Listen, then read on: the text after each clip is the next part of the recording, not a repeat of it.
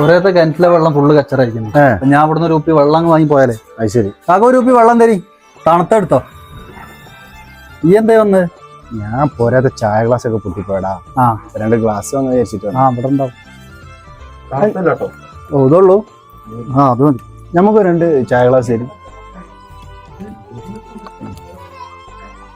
ഇതല്ല, ഇതിന്റെ നേരെ വലുതിരിക്കും. അല്ല, ഇതിന്റെ 2ന്റെയും ഇടയിലുള്ള ഇല്ല. എനിക്കറിയാം. ക്ലാസ്